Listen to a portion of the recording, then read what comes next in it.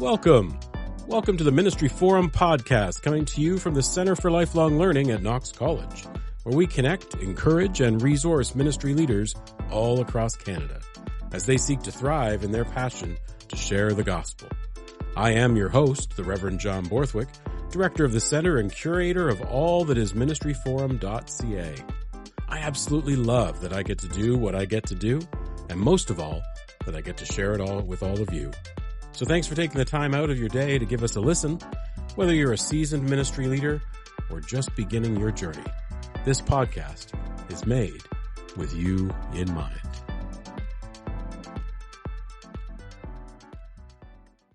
This week, we are sharing an impromptu conversation with Dr. Derek Suderman that's just too good to keep all to ourselves. Here's what happened.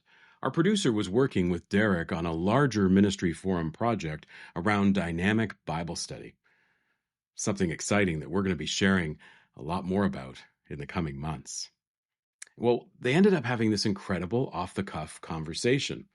You'll hear our producer asking questions from off camera, and while the setup was spontaneous, the insights Derek shares are absolutely gold. Now, here's why Derek matters so much to our community. If you were a part of our Catching the Spark Dynamic Bible Study series on the book of Ruth, held in the fall of 2024, then you already know. You've already experienced Derek's magic. That series at Conrad Grebel University College was the first ministry forum offering to completely sell out. 80 people from various ages and stages and denominational traditions and heritages gathered weekly to dive deep into Scripture together. But here's what thrilled us the most. Participants didn't just learn about the Bible. They left feeling equipped and excited to lead similar conversations in their own communities. And that's exactly the kind of ripple effect that we at Ministry Forum dream about. Now, if you've never heard of Derek Suderman, let me tell you a little more about him. Derek teaches in both undergraduate religious studies and the Master of Theological Studies programs at Conrad Grebel University College in Waterloo, Ontario. As a Hebrew Bible scholar, he has this incredible gift for making familiar texts look completely fresh, and which gives us new eyes to see our own contexts and beliefs. Derek's research spans everything from the social world of the Psalms to how the Bible has been used to both justify and oppose violence throughout Christian history. He's particularly passionate about the ethical implications of biblical interpretation, especially regarding contemporary Indigenous issues. His work has taken him to 5 continents, and his curiosity about how diverse cultural contexts shape biblical understanding brings incredible depth to every conversation you have with Derek. Now, what you're going to hear. This conversation captures Derek's passion for helping people engage Scripture in ways that are both academically rigorous and deeply transformative. Whether you're a seasoned Bible study leader or someone who's always felt kind of intimidated by group Scripture study, Derek's insights will inspire you. Now, I've known Derek for years, and we share a deep passion for seeing God's people gather around God's story. And I can't wait to see what we'll co-create in the years to come. So, let's listen in as Derek talks with our producer about dynamic Bible study. And who knows, you might just catch the spark to start something transformative in your own community. I'm Derek Suderman. I'm a professor of Bible, primarily Old Testament, here at Conrad Grebel University College and the University of Waterloo. I've been teaching here for about 17 years. Mennonite background, as is the institution, but engage and really enjoy engaging with a very wide range of students from all sorts of different denominational backgrounds. I teach in both the master's program, which is a Christian theology program, and also an undergraduate religious studies program that has a very broad scope in terms of students from not only Christian tradition, but Buddhist students, Muslim students, Jewish students, Hindu students. atheists and agnostics and all the rest. But I really enjoy teaching. And I initially, believe it or not, I thought that I was going to go into sports medicine or something like that, kinesiology. And then my parents were missionaries, and I went with them and lived with them for a year in Colombia in South America after high school. And that kind of changed my focus, and I came back and went into history and peace and conflict studies, and that led me into going to a Bible college in Winnipeg, a Canadian Mennonite Bible college at the time. And there I had a fabulous professor of Old Testament who really inspired me, and I kind of thought, well, that's something that I could see myself doing. So eventually I finished a degree, went to teachers college, did my master's here at Grebel and a doctorate in Toronto, University of Toronto, or actually Toronto School of Theology at St. Michael's College. Did you always know it was teaching for you? I actually I did teachers college for junior intermediate, kind of grade 4 to grade 10, right at a moment where there was pretty dramatic cuts in the education system, and the entire system felt like it was just poisonous. Like every time you would walk into a faculty or a staff room, it was very, very negative. So I knew that I liked teaching, but I didn't want to be a policeman. It felt like I was spending so much of my time telling people, sit down and just kind of dealing with behavioral things. So when I discovered that you could teach adults and all of that stuff was up to them, it was a lot. It was a big relief. And I think I often do better with that anyway. So that was a big shift. Missionary parents, Bible college. Did you ever think pastoral ministry? I very much appreciate pastoral ministry, and I know that it's very, very hard, and I actually don't think I have the personality for it. I've never felt drawn or called to that, even though I do quite a bit of speaking in congregations and that kind of thing, and I very much enjoy interacting with people who are preparing for ministry. But I've never actually really thought about doing pastoral ministry kind of as a main vocation. Interesting. Yeah. So it was always teaching, and often I get invited into churches, and the way that I often respond is can I do the Sunday school class or the faith formation or whatever? Because for me, preaching is the excuse to do the teaching. I've always felt more alive and more comfortable with the teaching than I do with kind of speaking in one direction.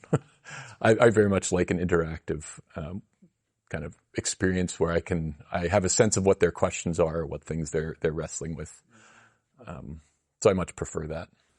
That's good. Like, I think it's good when you figure that out and you can just find it, right? Like, that's really helpful. So take me along that path of, you've been, how long have you've been teaching here for 17 years? Is that how long you've been teaching for? Well, I mean, my first experiences of teaching was actually at a Christian overnight camp, and I was the CIT director, the counselor and training director. So that was my first crack at leading kind of workshops and that kind of thing. And so I've been doing teaching in various ways for quite a while. But that was more, in terms of more academic, formal teaching, that's kind of been the extent of it, yeah. And so what's the progression of you getting from there, to here? Like, you've been teaching for as long as you've been teaching for. Right. What have you learned throughout that time? Like, what are the things that, as you've sat in front of years and years of different students, and now I'm getting into sort of like the how did you develop your style and whatever. Right.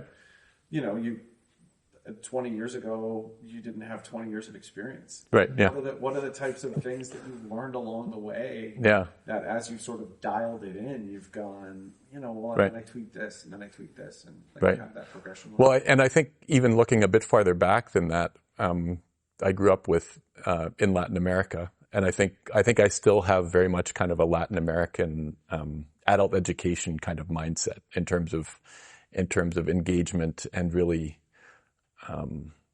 trying to foster interest more than drive content, like more than kind of in one direction try to get knowledge across. Right. I tend to be more interested in connecting with people and seeing kind of how what we're talking about fits into their previous understanding or their own personal experience or all of that kind of thing.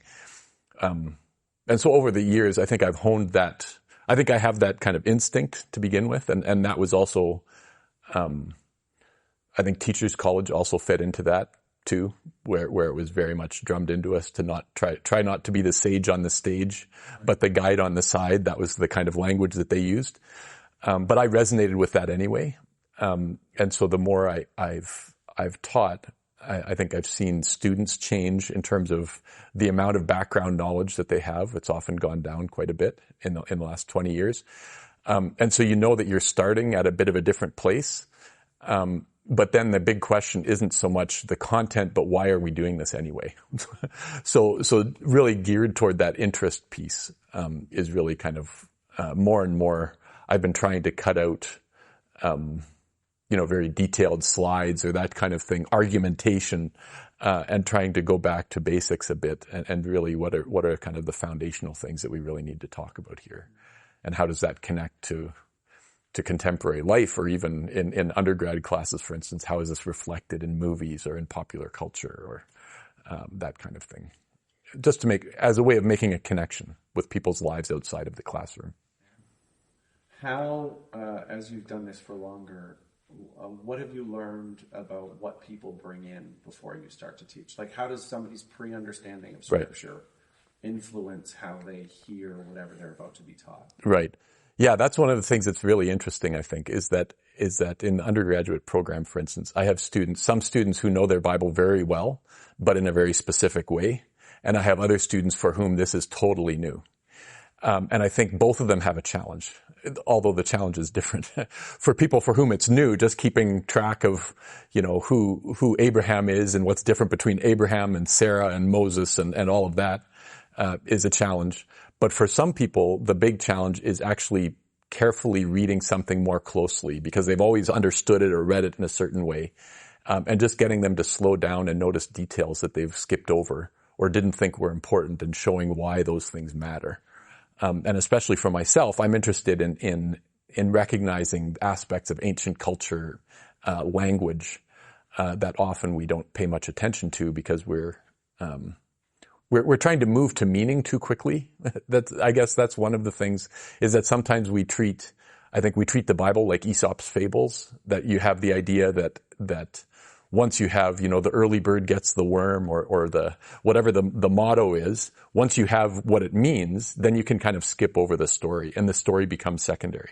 And to me, what I really enjoy about teaching the Bible is that I think the story, if you keep the story or the passage as primary, then all of the other stuff, it can generate multiple understandings, and in different contexts, different things rise to the fore, rise to the top as most important.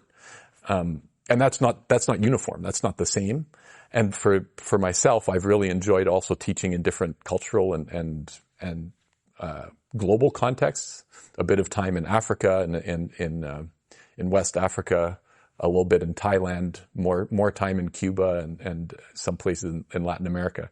And every time you go to a different place, those assumptions of what something means are often different, because you realize how much their own culture context and also the questions that they've been asking affects what they see. And so for me, that's been very helpful to kind of debunk the idea that there's one thing that I'm trying to get everybody to see or to recognize. And it's more trying to get people to look through a window, and see the vista, more than trying to convince people to think like I do or to come out at a very specific place. And some people resonate with that. Some people find that a bit more frustrating because they want the answer to something. But that tends to be my approach. And also, I think the more people do that, I think it's enlivening. I think people get excited about it because they feel like they're actually participating. They're not just receiving what someone else thinks, but they're actually participants themselves in generating meaning, generating interpretation. And to me, that's what I really enjoy about it. I think what I heard you say, this is my counseling 101. Okay. Pastoral counseling 101 coming back. I think what I heard you say is putting it in my words, you almost like to teach people how to think as opposed to teach them what to think. Yeah. And how to, I guess for me, the big question is how to read carefully. and how to read carefully in light of the questions that we have, and to recognize that questions are not necessarily universal across all time or across all, and something that might be a burning interest to you might not be the same thing that's a burning interest to the person beside you. And so how to make space for people to be able to ask different questions and deal with that, but also to recognize that the Bible has certain questions that it's asking, and sometimes those questions are not our questions. And so for me, one of the big things is to recognize and to try to push people to see how often we force the Bible to respond to our questions, and we don't pay enough attention to what matters within it, or what it cares about. So for instance, I'll give you an example. Can you dive into that? I'll give you an example. Every year, at the beginning of Genesis, sometimes I have some fairly skeptical students that for the first few weeks are kind of, waiting to see what you're going to say and if they can trust you or if it's going to be interesting or whatever. And one of the zingers always is, well, where did Cain's wife come from? And my response is always the same, which is the Bible doesn't care about that question. It's not that that's a bad question, but Genesis has no interest in that question. That's simply not what it's about. But what it is very interested in are genealogies. Like, who was the father of whom, and how did that work? And for us, our eyes often glaze over when we hit a genealogy. And yet in Genesis, that's actually a really important feature that clearly was very, very significant for whoever put that together. And so that's an example where if we focus on only our question, we can make up all sorts of elaborate things to try to figure out an answer to our question. But sometimes the Bible isn't really interested in answering that question, and it is actually pointing somewhere else that we tend not to notice or to pay attention to. So my goal with people is often to get them to slow down and notice things that often don't seem relevant or interesting, and then kind of open it up to what might this mean or why might this be important in a way that often people haven't thought about. And so for me, that's where culture and language is really, really helpful to kind of unpack that in a different way. And often because, to put it another way, I think we're often trapped within our own culture and we have a hard time seeing outside of it. And to me, one of the beauties of Bible study is that the Bible clearly did not come from our culture. And so by engaging with it, we're engaged in cross-cultural, in a cross-cultural interpretive process by definition. And I think we actually get in trouble when we don't recognize that, when we try to force it into our cultural understanding, rather than what does this have to offer from a very different time, a very different place, than what we're used to interacting with. How do you get people to ask the right question? How do you teach somebody how to look for the right question? Yeah, to me, it's not, I don't know if I would put it as the right or wrong question, but I would often talk about it as, what does this passage seem to be interested in? In other words, to try to understand it or think through not just how does it answer the burning question that I have, which there's nothing wrong with having a burning question, right? But what is it trying to do? And I think when we think that way, we actually emerge with a better understanding because we're not trying to force it into our categories. And then, to me, but you don't want to leave it there. Like you always want to say, and so what does this have to say, or how does this resonate or not, or all of those kinds of things to our current context. But the tendency to start with our context, read it in, and then make sure that it comes out the way we want it to, I just don't find that to be, I don't find it particularly helpful, but I also don't find it engaging. Like people don't resonate or interact with it because they always feel like they're trying to second guess what I think is the most important thing instead of exploring on their own or digging in. Sorry, say that again. They're second guessing. They're second guessing what I think are the important questions. What I think, there's also personalities at play, but some people really want to get the right answer, and so they're looking to whoever is facilitating the conversation to see if they're asking the right question and if they're getting the right answer. And I tend to turn that around and just say, so what do you think? And what do you think the passage is interested in? Not just what is Cain, where does Cain's wife come from, but what's the point of talking about Cain? Like, what is that doing? And why does this make sense after the garden? Like, and so it's just a different way of orienting the kinds of questions that we ask. And often what happens is that initially people initially often really want to get the right answer, and then they often are quite quiet. But then the more that you open it up and you allow them to actually explore questions that they hadn't thought about before, then it starts to roll. And then people start to really get engaged and are often free to ask questions that they've wondered about for a long time, but they've never felt like it fit, or they wondered if anybody else was thinking the same thing, and so they didn't want to ask that. And so it opens things up and in a at least I think in a more non-threatening way, because it's not trying to funnel people into the right thing. It can be more exploratory. And to me, just pedagogically, one of my basic convictions is that if you can lead people to discover something for themselves, it'll be way more interesting and also memorable than if they're told the exact same thing. So if they find it, that's often it's much more effective. And even though it takes longer, like it's not as, as a university professor, the temptation is just to do my lecture and kind of speak down people's throats. And you can get a lot of information across that way. But I don't think you have as many aha moments when people kind of really resonate or bring it into their own understanding at the same level or in the same way. How have you seen people's approach to learning about the Bible change over the last 20 years? Like, has culture or the change in religious demographics or immigration, right, have those types of things changed? So like you mentioned briefly, it's changed right, people's base knowledge. Yeah.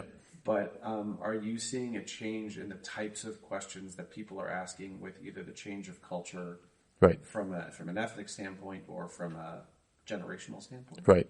Well, one thing is that my classes are getting smaller. There's just less, I think, general interest and knowledge to begin with. But I think in my experience at least, it felt like it went through progressive waves of changes. So the first one was often people who came from a Christian background or a religious background and wanted to learn more. And then for a while, there were a lot of people who grew up in a religious environment or a Christian environment and were questioning a lot and really wanted to kind of hold it to the test kind of thing, and were really puzzled by it, and sometimes came with a lot of baggage, and we're trying to unpack that baggage or at least look at it. And increasingly now I'm finding that there's a real divide between people who know their Bible very well in a certain way, but increasingly people who just have very, very little knowledge or background at all. And even people from a church background who really have not delved into it very much. And so I routinely have students who say, I've gone to church my whole life, but this is totally new for me. And so you have that whole range. And it's not like the other ones have disappeared, but it feels like there's more people for whom it feels to me like there's actually an opportunity in that. Because sometimes, like we were saying before, sometimes people are coming with so much baggage that it's hard to get past it. It's hard to think in a different way. But if people come with very little, they're just open. Like they're open to a new experience and a new way of engaging. But the challenge is different for different people. It seems to be where culture in our generation is right now. I think so. I was listening to a podcast yesterday or the day before, then it was talking about like the stats and sort of the nuns have plateaued. Oh, okay. Like the idea that, it was like the growth of the nuns over the last 3 years has been like 1%, 1%, 1%. So like the growth of the nuns. It hasn't exploded up. Right, okay. It already did. Right. Now that's plateaued, which means now what you've got is a group, Gen Z and alphas, which are very spiritually open, but a blank canvas as it comes to knowledge. Right. Well, and to me, another whole aspect of this that's really striking is that we, at the university, we hear a lot about mental health crises and people dealing with anxiety and all of that stuff, often very, very serious.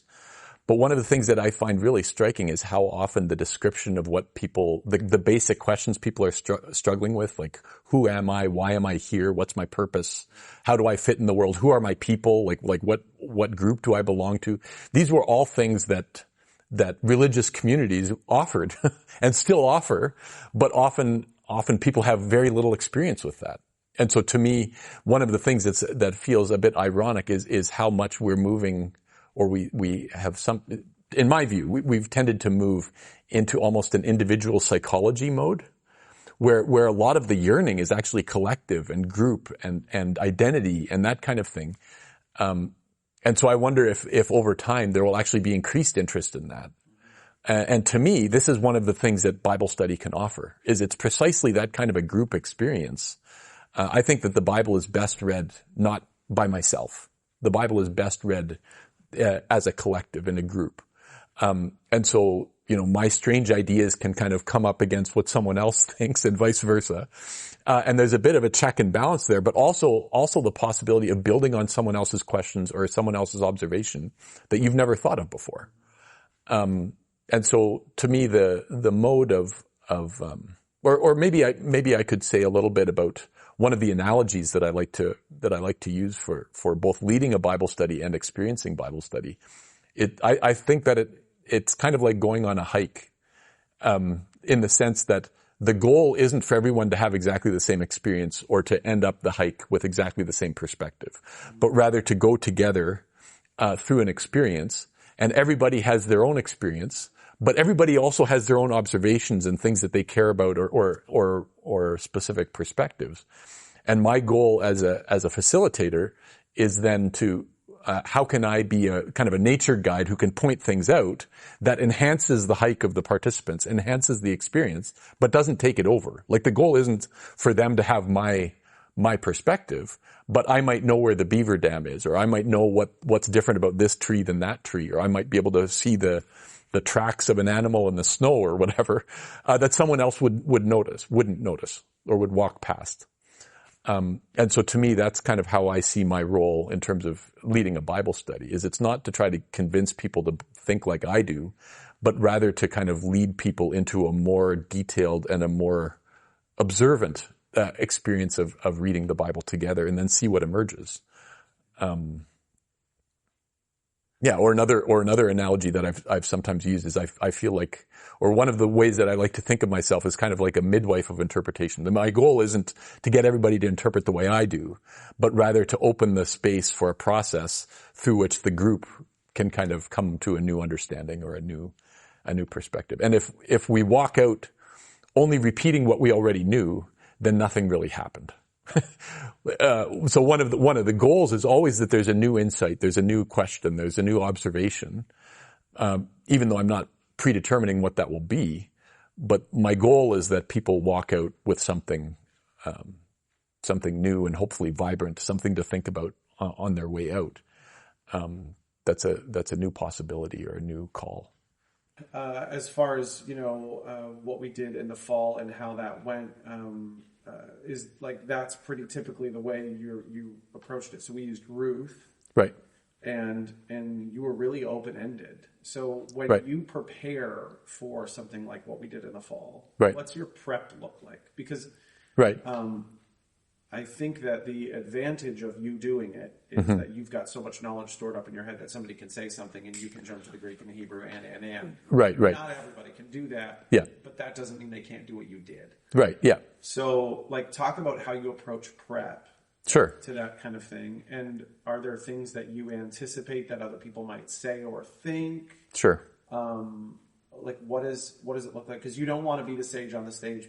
Right. Like, using your hike analogy. Right. You don't want everybody to experience the same hike, but if somebody goes off the trail.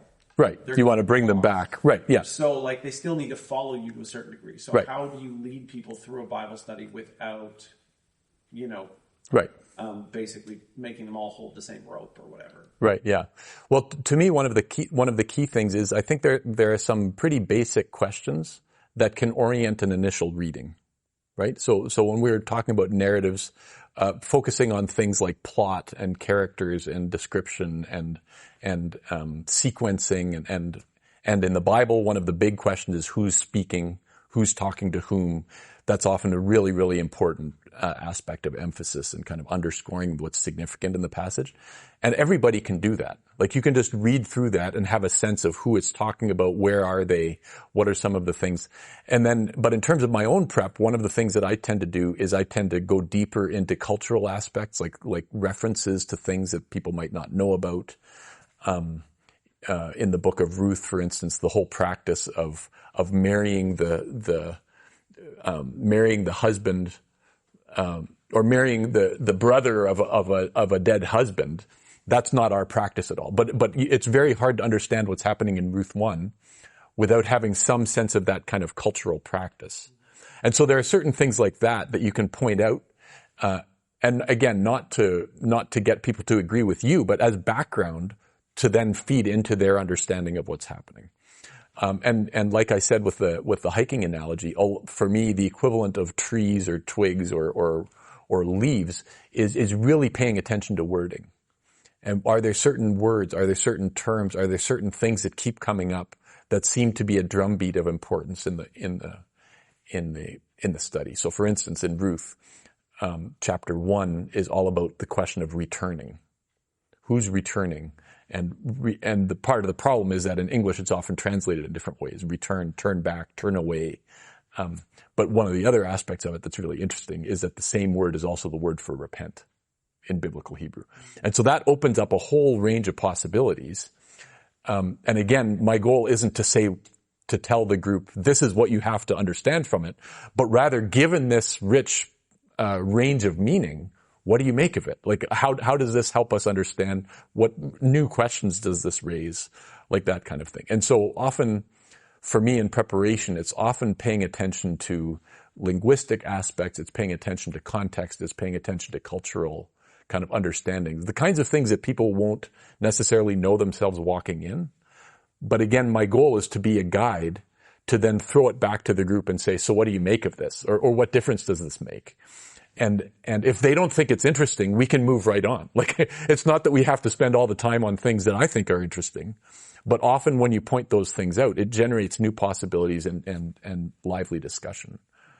So I think that's part of what we did in the fall. And also then one of the other tendencies or temptations is to then leave everything in the distant past and not make a connection to the present. So part of the question for me too is, after having done kind of that detailed work, is asking questions like, what are points of connection to discussions that you're having in your congregation? Or how does this connect to current issues that are dominating the news or that we're talking about all the time?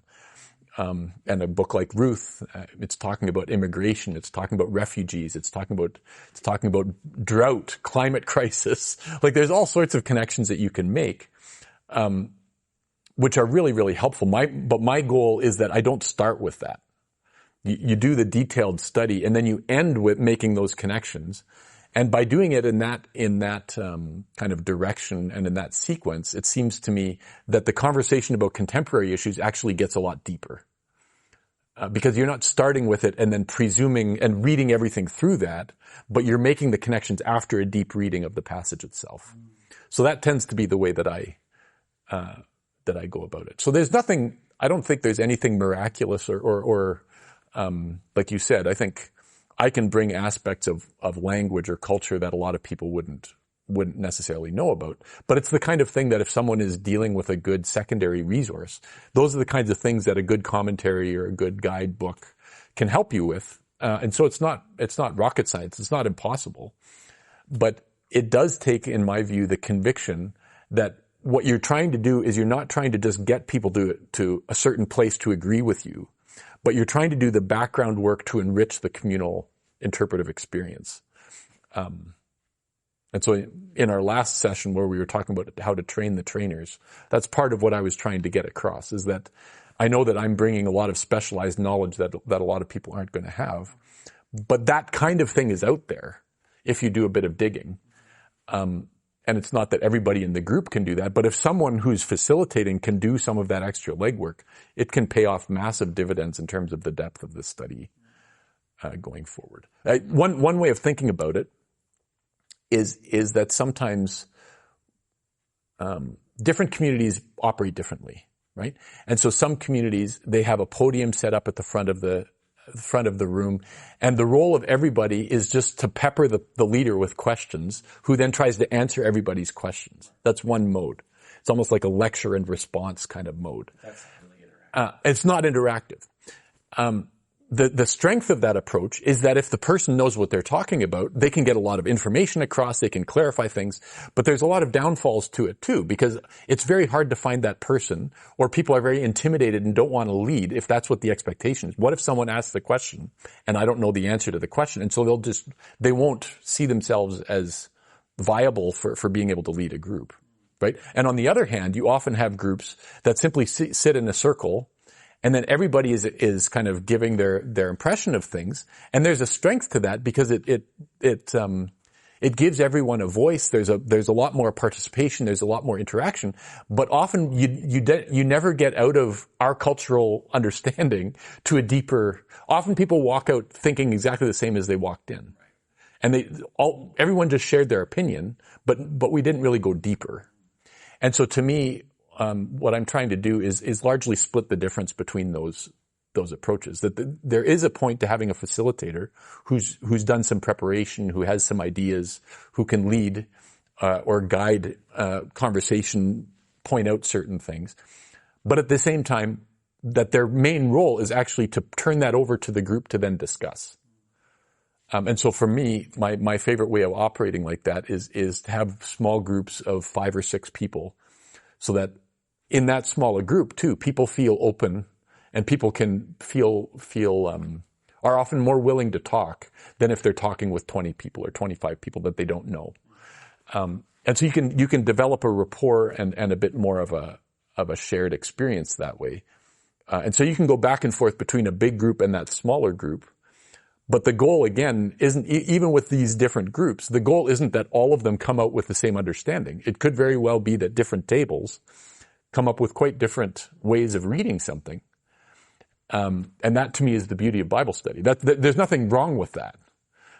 Which, again, going back to our earlier conversation, it's not about trying to get the right answer to the right question, but it's to try to be observant, interpret well.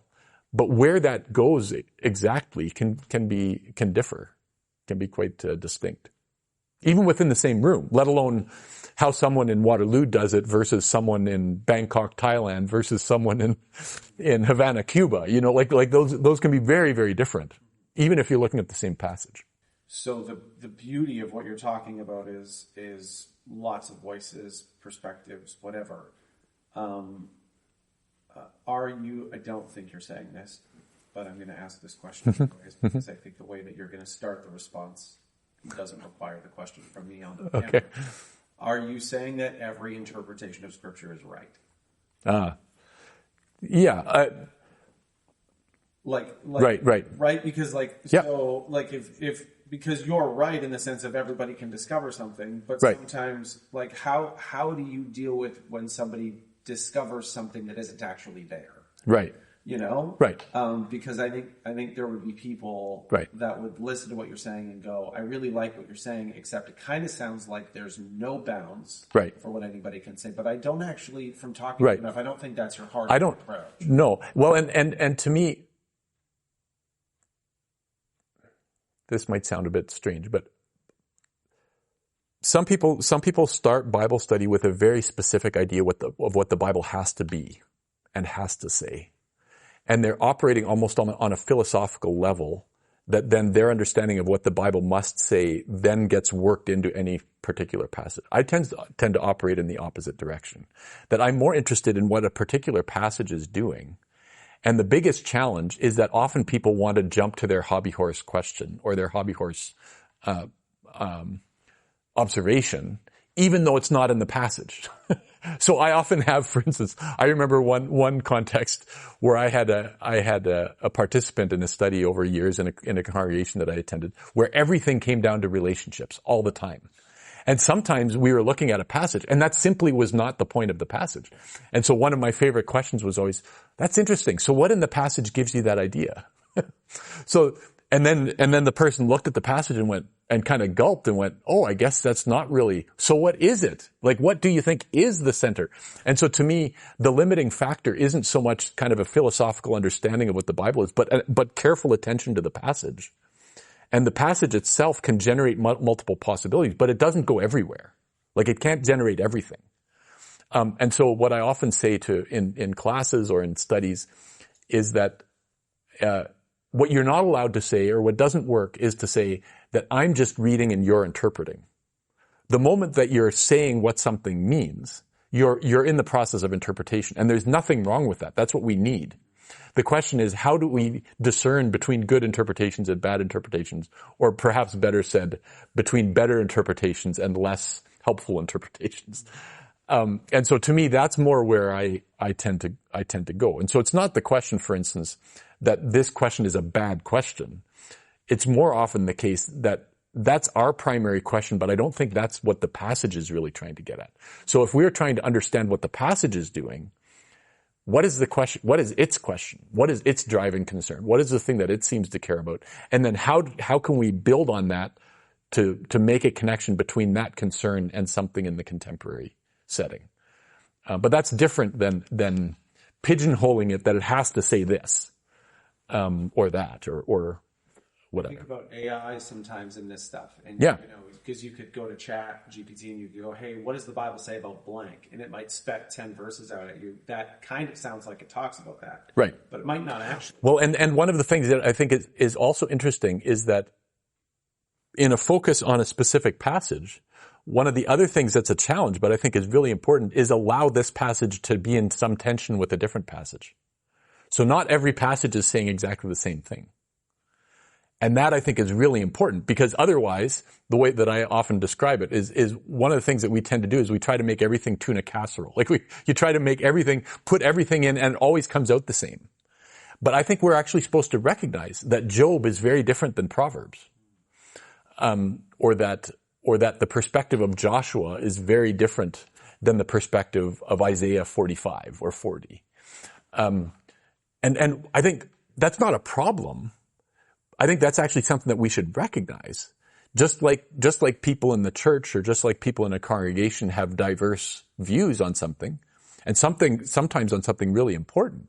The Bible actually reflects a surprising diversity of views sometimes on things that we might wish were more clear. And so to me, the role of the community is precisely to interpret, not so that it just all becomes uniform, but so that we're asking the question, how does this passage help us in our life today? And it might be that Galatians is different than the book of James is, right? And there's differences there, but I don't think, at the end of the day, I wouldn't describe these things as contradictions so much as they're very much, just like we are involved in different contexts, different moments, different contexts, different crises, different concerns, raise different things to the fore.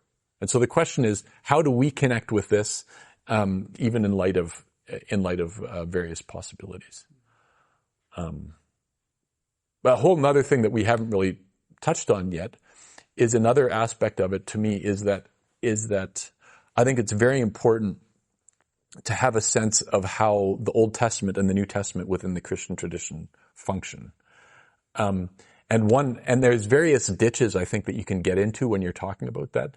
And so to me, like we tried to do with Ruth, I think that's a really important conversation to have. How does this connect with the New Testament perspective on what it means to be a redeemer, for instance, or questions like that? But that doesn't mean that in every verse you're trying to find an immediate connection to the New Testament.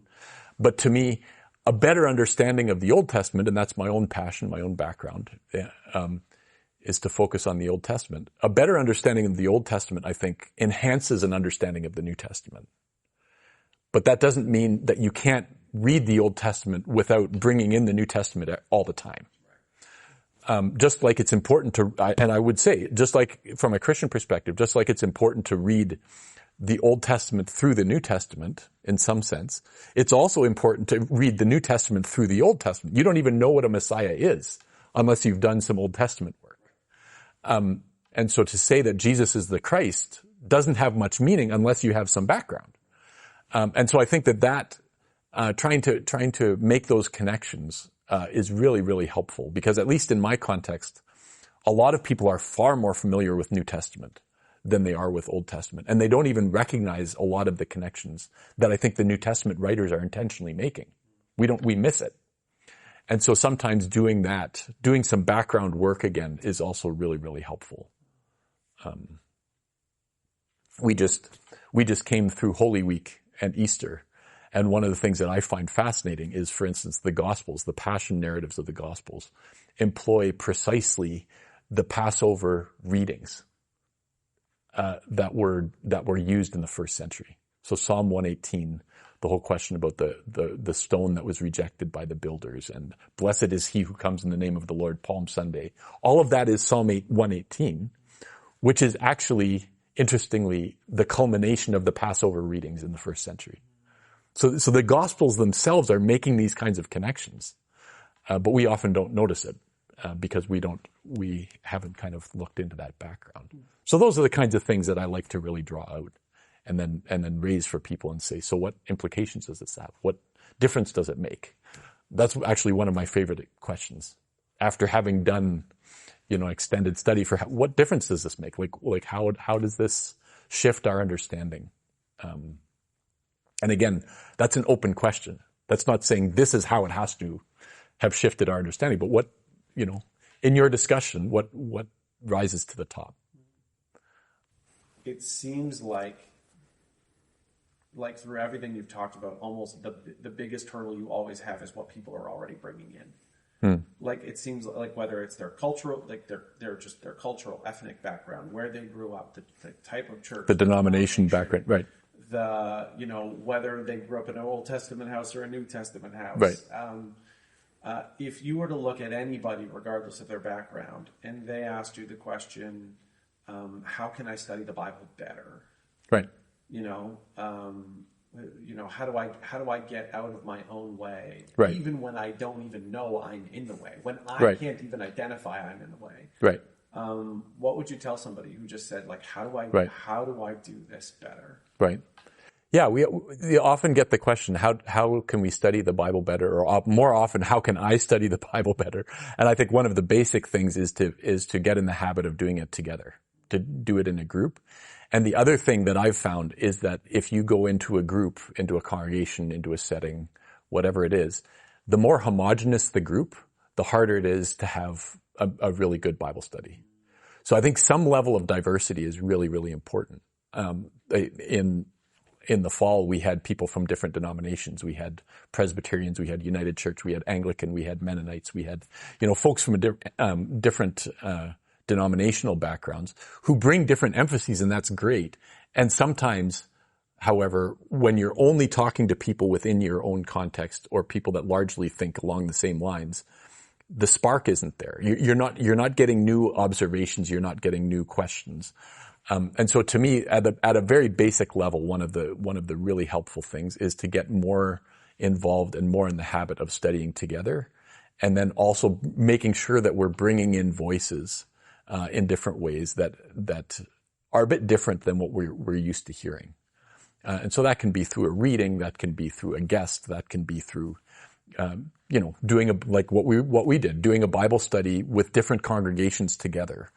There are different ways of getting at that, but for me, there's nothing more boring than a Bible study with people that basically all agree at the beginning and all have a very specific way of reading something, and then you just go through and you read it that way. Like that's a pretty surefire way of just having a very deadened experience. And so to me, having more of a lively experience really helps having some diversity in terms of background, in terms of denomination, in terms of cultural background orientation. One of the big divides in my denomination right now is urban-rural. Like having Ruth, it's rural. It's talking about farming. It's talking about harvest. It's talking about all of this stuff, but it also links into the town and the city gates. So having a group that actually draws people together in different ways is really, really helpful. And to me, one of the things that's a side benefit of that too, is that often, we're kind of siloed, and the more we're homogenous in different ways, it's very simple and easy to not be able to understand the other person, or say they're totally off the, they're totally out of line. But being able to meaningfully walk through something together, it's amazing what you notice that you wouldn't have noticed before. I remember very clearly, years ago, I was actually a peace evangelist in my denomination. That I was doing Bible studies and preaching kind of at a denominational level. And I remember I went to a church in rural, I think it was Iowa. It was in Midwestern states. Big church in my denomination. And I was in the Sunday school class, the adult Sunday school class. And the person who was facilitating the Sunday school class was the local school principal. By far the highest level of education of everybody. Everybody was very deferential to him. But the passage was a passage about farming. And there were a whole bunch of farmers in the room that didn't say anything. Until the very last, when there was about 5 minutes left, one of the farmers said, if I would run my farm like this, I would be out of business in a year. Like this is not realistic. And in my mind, I was thinking, great, we're finally hitting the nail. We're finally getting to it. And there was kind of this uncomfortable silence, and then kind of an uncomfortable laugh. And then the time was over and we left. Like there was no engaging the person who had the expertise in the area of the very thing that we were talking about. And those people had not felt free to contribute into the conversation. So to me, that was just a very prominent example of a lost opportunity. Where the value, the experience of someone who could speak directly into the topic did not feel qualified, or that their voice mattered enough to bring it in. And so to me, I often think of that as an example of what I don't want to do. How to invite those voices in that can bring different areas of expertise. They're not bringing in Hebrew or ancient culture, but they're bringing in kind of lived experience and part of what they've thought about for a long time to enrich the experience and enrich the interpretation of the group. Is there anything you're really passionate about, or you think I should have asked you? It doesn't need to be, but you never know what people really like to talk about. Yeah, well, this is, given the range of possible people who are looking at this too, it's kind of hard to know. One of the things that's, I think, really important is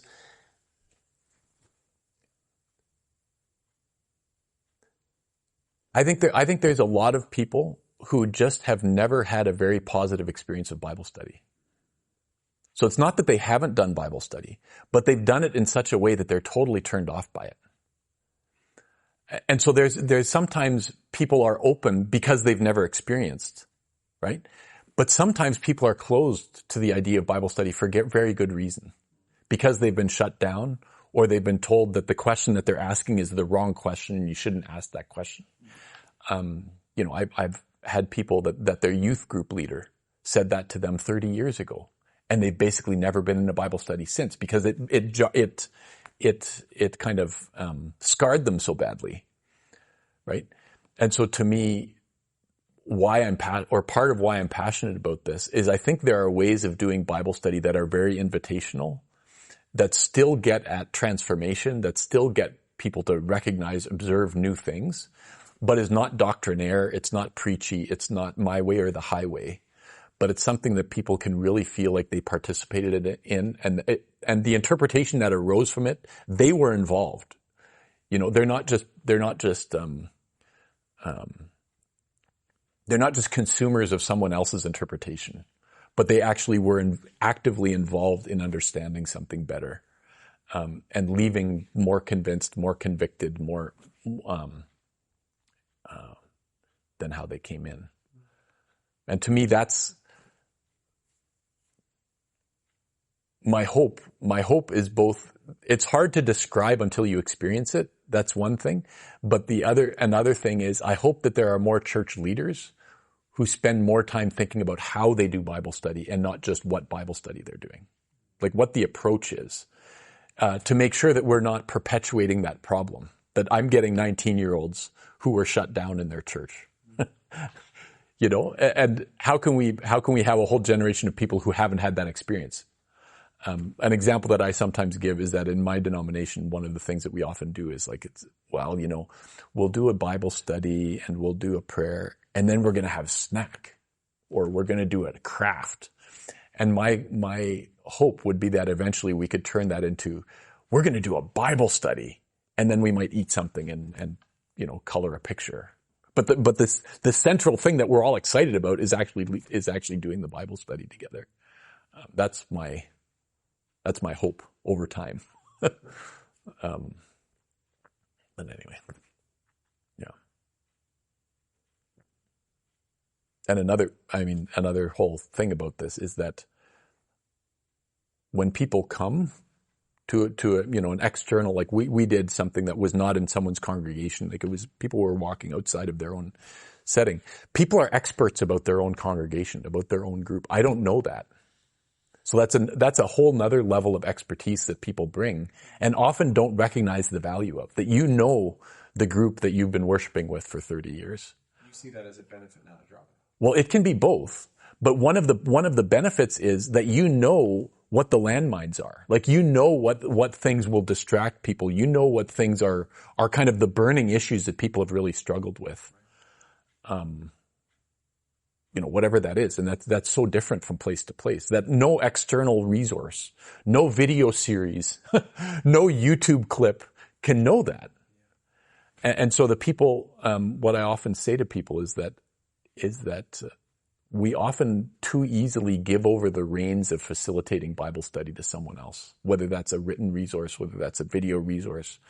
And we're actually giving over the facilitation to people who don't know you, who don't know the congregation, don't know what struggles you've been through, don't know what the burning questions are. And so that to me is why it's always really, really important to have a facilitator that's engaged. And if they know something, if they know, the congregation, that actually is a huge benefit.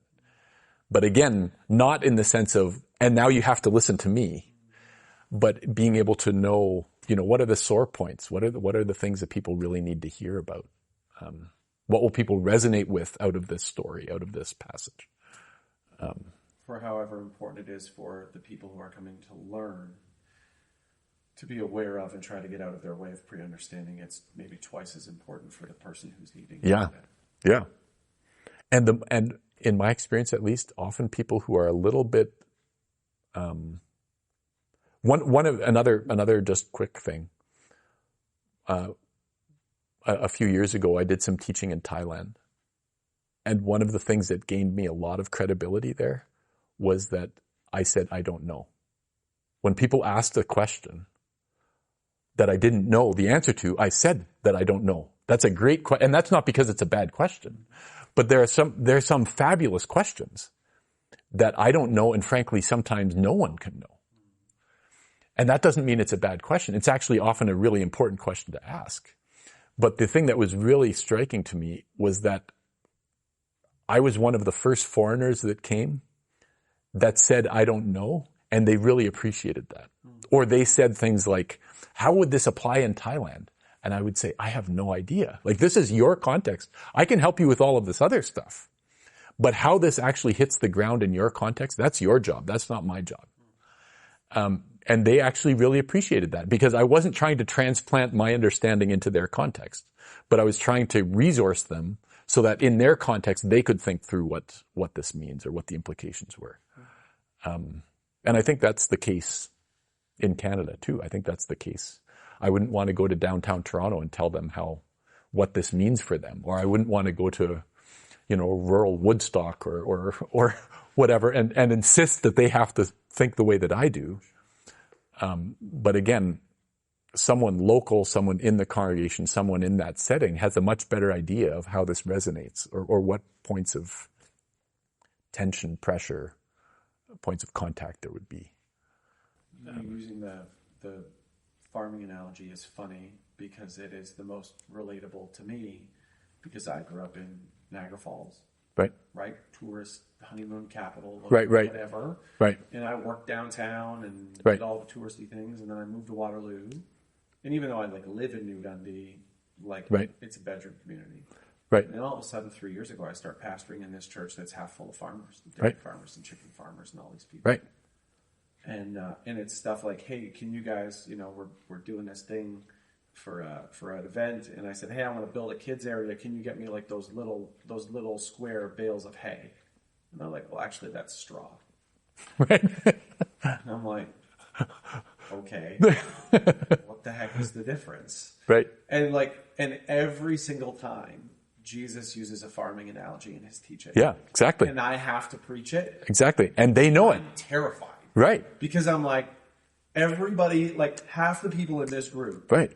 understand this analogy better than I could ever teach it. Right. Exactly. And I've gotten to the point where I just say that. Yeah. Like, I make fun of my lack of farming knowledge from the stage. Right. Because if I don't, it almost takes away my... Exactly. And for me, like one of the things that I think one of the things that would be really interesting would be Micah, for instance.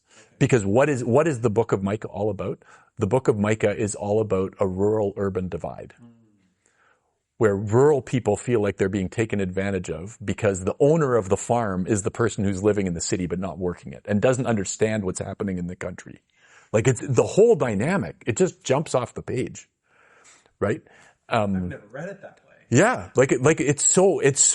it's concerned about It's like the perfect book to study in my church. it's concerned about the Jerusalem elite, the urban elite, right? Like it's a critique of the urban who think they're all that.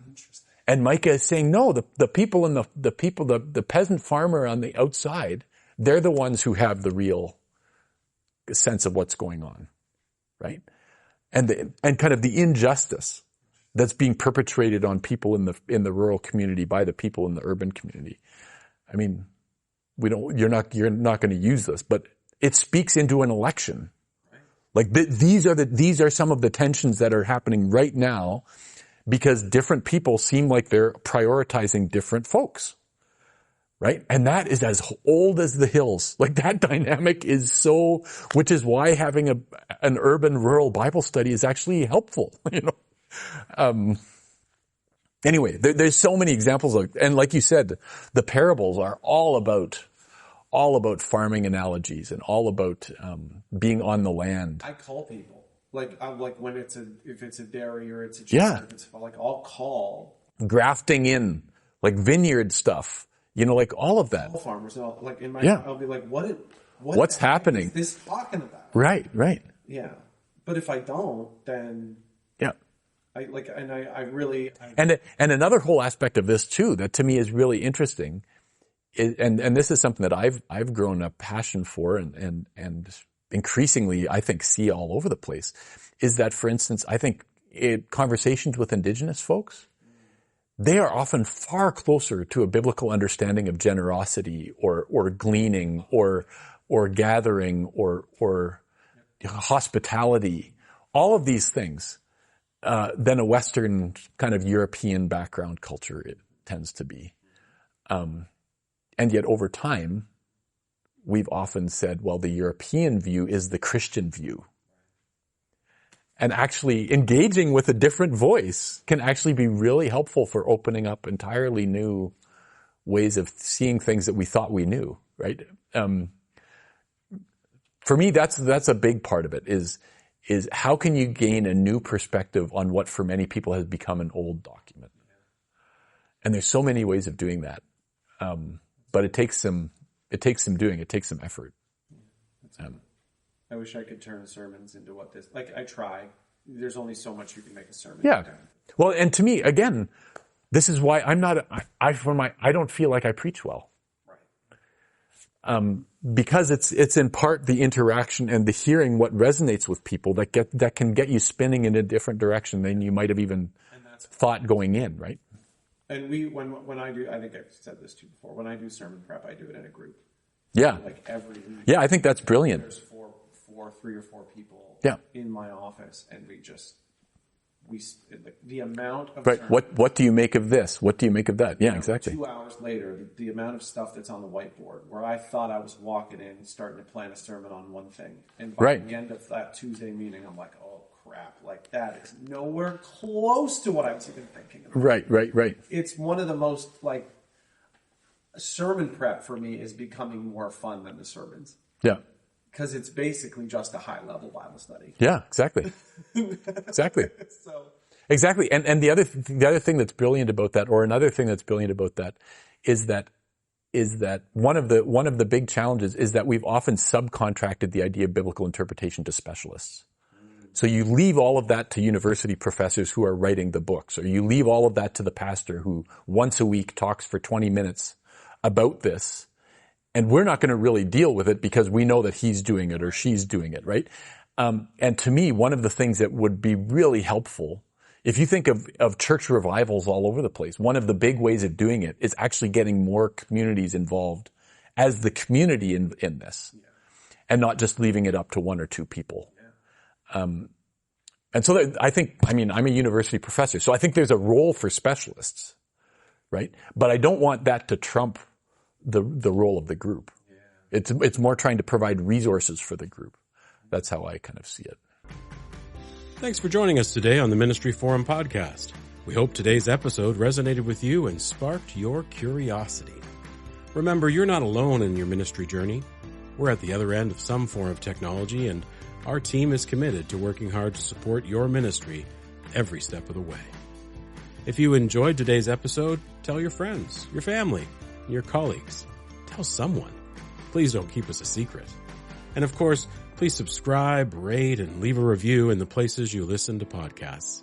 Your feedback helps us reach more ministry leaders just like you. And honestly, it reminds us that we're not alone either.